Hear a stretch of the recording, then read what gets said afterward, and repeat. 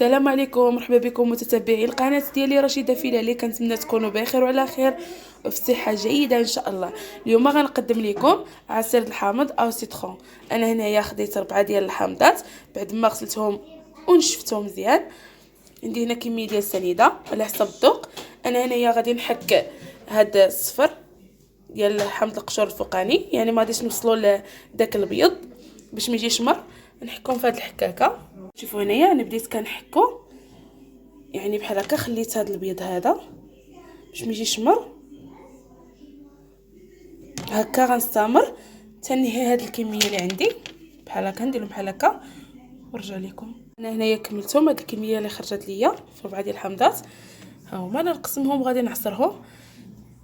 هاد الحامض كيجي زوين وقالوا لي مزيان حتى الكحه. انا غادي نجربو داكشي اللي شاركته معكم، حيت كنت كنستعملو زعما كنديرو كعصير، ولكن ما عرفتش بلي مزيان الكحه. دابا قالوا لي مزيان الكحه، انا غادي نجربو. انا غنقسم هادو وغادي نعصرهم. ها هو هنايا عصرتو خرج ليا هاد الكميه هادي، 4 خرجوا لي هاد الكميه واخا فيها العظام داكشي. انا خنخويها لهذا حيت من بعد راه غادي نصفيوه. كنخويوها واخا بالعظام ديالها، من بعد غادي نصفيوه. غادي نزيد سنيده، كل واحد على حسب الحلاوه اللي كيبغي. غنزيد سنيده، كاين اللي كيبغي السنيده بزاف، كاين اللي كيبغي حلو، كاين اللي ما كيبغيش حلو.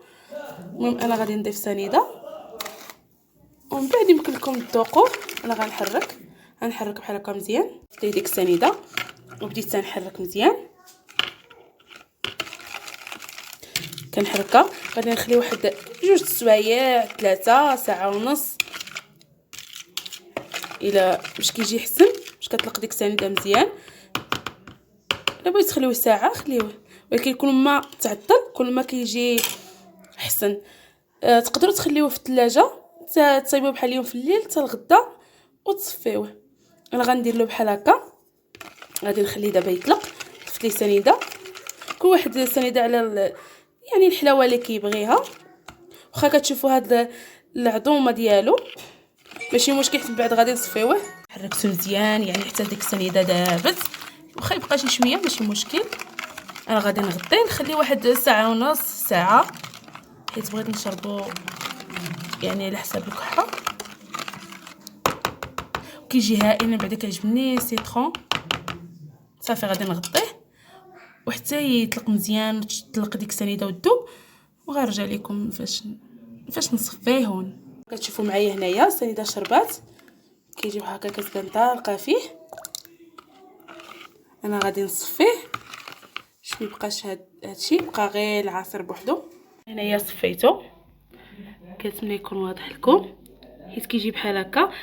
يعني خاصكم تزيدوا ليه الماء على حسب القياس اللي بغيتو، زعما على حسب الحموضه اللي بغيتو. انا غنضيف ليه الماء على حسب الحموضه اللي لاي واحد، ولا كنبغيو تزيدوا السكر زيدوا، زيدا كيبقى روح. المهم الانسان صافي يذوق الواحد ويشوف على حسب الحموضه اللي بغا.